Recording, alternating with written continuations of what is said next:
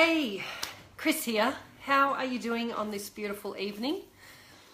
The topic of this live stream tonight is the scales don't lie. Now, I could already hear people screaming at me and wanting to throw things at me and saying, yes, they do, Chris. They lie. I jump on and one day I can be a kilo heavier or 2 kilos, or I'm doing everything right and they're just not cooperating, but I know I'm doing everything right, so the scales must be lying. So hear me out here. The scales, and I brought in a set. These are my ugly, dusty ones from the bathroom that I really probably need to dust. They don't lie. As you know, as long as they're within good working order, of course, and they're accurate, they tell the truth. But here's the problem. They tell you how much, if you step on them, if I stood on them now, they're going to tell me the mass, the physical mass, how much it weighs, including hair, skin, clothes, shoes, body fat, excess body fat, which I've conveniently bought some props for. Excess body fat, which is like a quilt that covers the top of us, a layer of quilt. It also weighs muscle, which is like a hard, firm, useful battery underneath this layer of body fat. It measures bones, it measures blood, it measures organs, heart, lungs, brains, liver, kidneys. It measures tendons and ligaments and fluid and, you know, cells and all of these different things. So when you are stepping on the scales and they accurately weigh, me this morning weighed in at 67 kilos, that's how much my physical mass weighs. It's not lying. The problem is when you put too much emotional connection into it. And if tomorrow I step on the scales and it tells me 68, and then I'm going to be in a tailspin and say, you know, the scales are liars and I've ruined my day. And so that's the problem. The problem is not the scales. The problem is your reaction to the scales and your knowledge of the scales. So as I just mentioned, the scales weigh skin, hair, clothes. Let's assume you jump on every day and you're in the same clothes or you're naked or whatever. So let's just exclude clothes for a minute. It still weighs excess body fat. Now, when you are on what we would call a weight loss plan, goal, whatever you want to call it, this excess body fat is the only thing that you should be wanting to lose. All the other stuff is precious and of use. The muscle, the hard batteries, the firm, useful batteries underneath. Just going to press that to try and brighten it up a bit. We don't want to lose that. Obviously, we don't want to lose bones and blood and organs and things like that. I mean, you could cut your right arm off and lose however much your right arm weighs. It's not about losing weight. That's the thing we need to readjust our thinking about. It's not just about losing weight as stepping on the scales. Your only goal should be losing this stuff. And sometimes the scales are not the best measure of that. That doesn't mean they lie. That doesn't mean they're inaccurate. You need to jump on the scales with no emotional connection to it, like it's going to give you a good or a bad day or it's going to derail you. Seriously, I know it's hard and I know you've had years probably of conditioning to it, but you've got to throw that connection out the window and look at it in a factual, science-based way. So all of the internal things, let's pretend you cut my body in half and you saw bones and blood and organs and some visceral fat inside, so some fat around the organs, so that's inside fat, and fluid. Fluid's probably the biggest changer. Let's pretend you saw all of that. Now, a lot of those things don't change very quickly. So bones and organs and your brain and all of that, they very rarely change. So those sort of things are set in stone. The things that we're mainly concerned about is excess body fat, lean muscle mass that's underneath, it's the firm bit underneath, lean muscle mass, fluid, got a bottle of water here, the fluid inside me, so the fluid that I drink, but also the fluid in around my muscles and blood, body fat, fluid, muscles. Yeah, they're the main things. They're the main 3 things that can change. But all you're really concerned, well, the main thing you want to lose is body fat. Now, let's say how much muscle you could lose or gain. Let's chunk this down into a 1 week time frame, you could ideally lose or gain 100 to 200 grams of muscle per week. So not much over a week, but given a 12-week time frame, and then that all adds up. So we need to factor that in. Body fat, how much can you lose or gain in 1 day? Let's just chunk it right down into 1 day. You could lose, ideally, usually around 100 grams of body fat per day. And it really is that step-by-step process. If you are on a weight loss plan and you've been, have you seen those funny memes? I've been dieting all morning, why aren't I skinny yet? Funny and all, but not useful. 100 to 200 grams of body fat, of this stuff, of this excess winter coat, as we're just coming out of winter, 100 to 200 grams lost per day.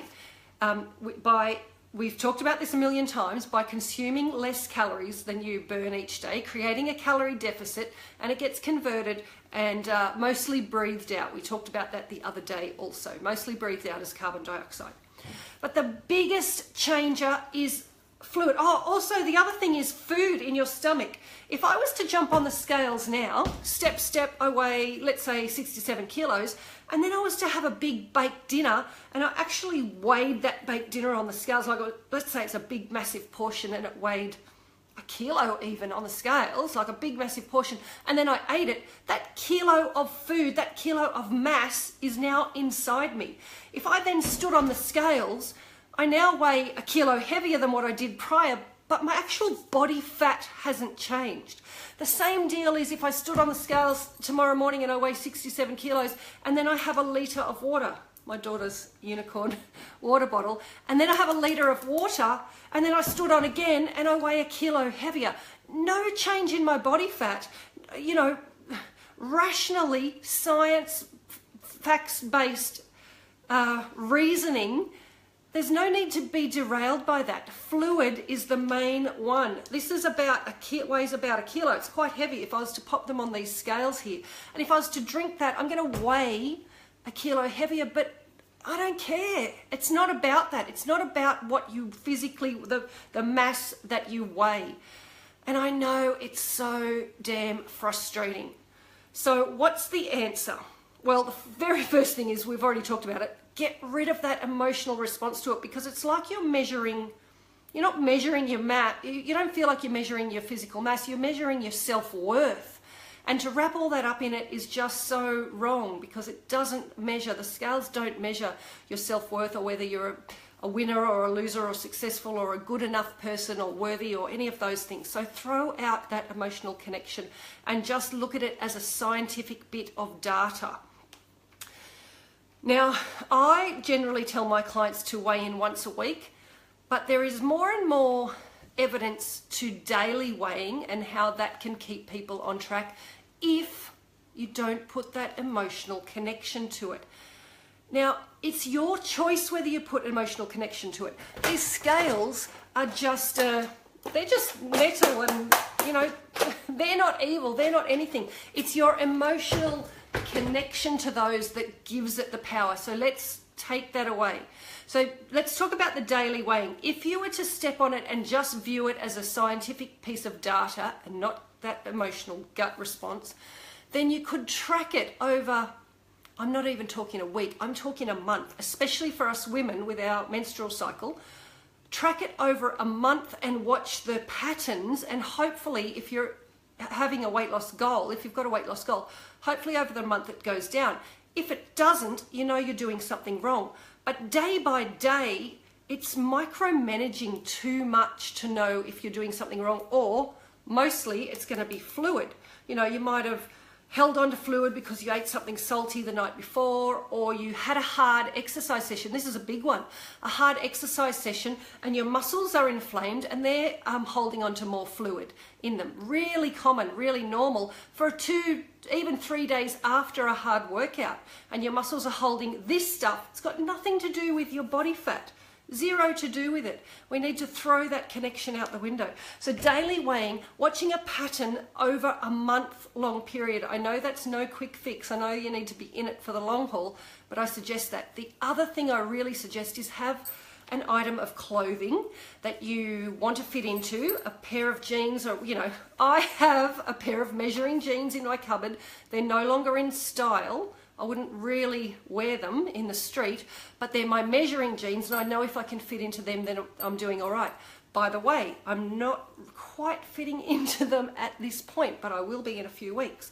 But it just kind of keeps me on track, and it tells me, you know, gives me another data point to the scales.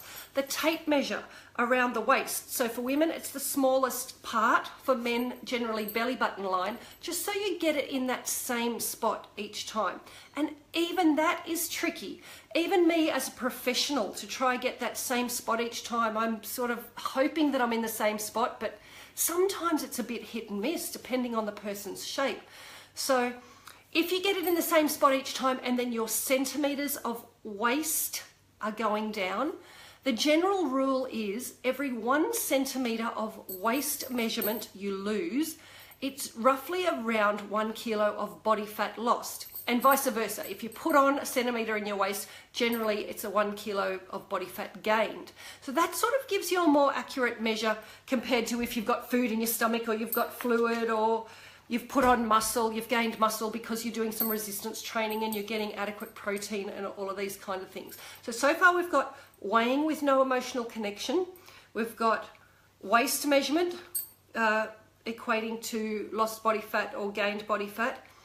And we've got selfies. Selfies in your too tight pair of jeans, your measuring pair of jeans. And just generally how you're feeling. Sometimes the scales can't measure the fact that you've just got way more energy and you're jumping out of bed in the morning instead of dragging yourself around, and you're stronger and you can lift things up. I mean, it can't weigh all of those kinds of things. Let's talk about gaining muscle. Gaining muscle is a slow process. Let's say about 200 grams per week gained if you're doing all the right things like regular resistance training in an effective manner that, you know, uses and overloads all of your muscle groups, and getting adequate protein. So if you're doing both of those things, you might be gaining muscle, particularly if you're a beginner. So you tend to get a good result at the beginning of a new program, and then it peters out a little bit, which kind of sucks and you get frustrated, but you'll get those muscle gains in the beginning. So if you've just gone on a new program where you're probably doing some resistance training and you weren't getting enough protein prior, but now you are, then you might gain more muscle than this 100 to 200 grams per week. So again, the scales can't tell you that. They're just measuring this physical mass. They can't tell you what part has changed, what part's gone up, what part has gone down. Let's say over a 12-week period, Sally loses 8 kilos of weight as measured on the scales. I keep pointing there because I put my scales there.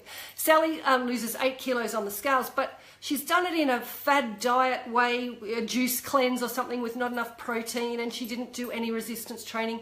And 3 of those kilos are precious, lean, useful muscle mass. So she has only really lost probably 4 kilos of fat, 1 kilo of fluid, and 3 kilos of this precious stuff. So she's going to be weaker, flabbier, less firm. You know, all of these negative consequences, but Sally's just happy she's lost it on the scales, but she's not looking at the right things. So please, scales are one data point in amongst a whole lot, and they're a long-term game that you're going to look at it over the month. Data points, get the average and see. Hopefully it's going down. And generally, it'll go like this. Up and down, up and down, up and down. But if you started the month here at, let's say, 70 kilos, and you finish the month at 67 kilos, we're going to be happy here. And then the next month, and then the next month, whatever it might be. Throw out some emotional connection to it. I hope that has helped.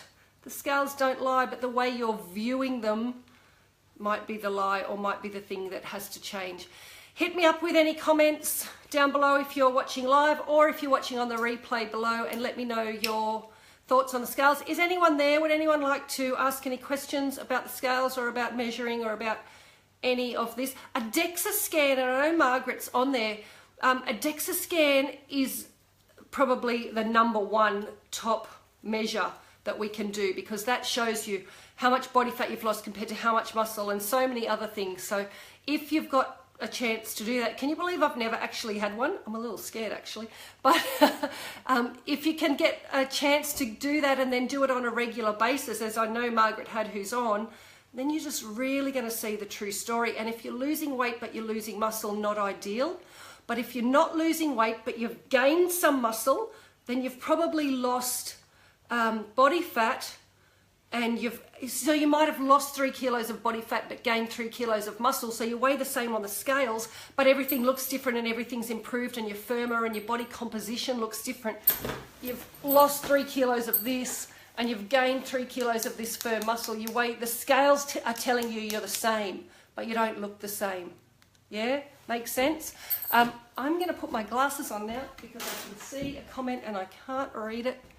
Kate is telling me, how much protein should we aim to consume each day while aiming to lose weight and not lose muscle? Great question, Kate.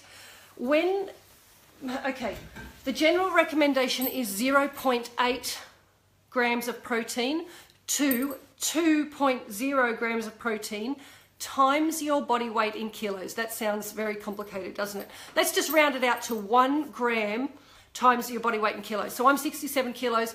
I would need 67 grams of protein per day at a minute, like a bare minimum, just for the bare minimums. But if I'm in a weight loss phase, there's more chance of losing muscle than I was in if I was in a weight maintenance phase. So I want more than that in a weight loss phase. I recommend 1.5 grams times my body weight in kilos in a weight loss phase. Once you get back to maintaining your weight, you can play with that a little bit. But in a weight loss phase where there's more chance of losing muscle, we want more. Plus, it's going to help me keep me full. So, added bonus. Because fullness is king in the weight loss game. Weight loss or even weight maintenance, for you to stay full on the calories that you consume is king. So protein's right up there for that. But thank you for your question, Kate. If anyone else has any comments or questions, please pop them in. If you're popping them in on the replay, that's fine, because I will check back in and answer them. But I've had a big weekend and I'm about to get my jammies on. I do love my jammies. Okay, team, have a wonderful day. See ya.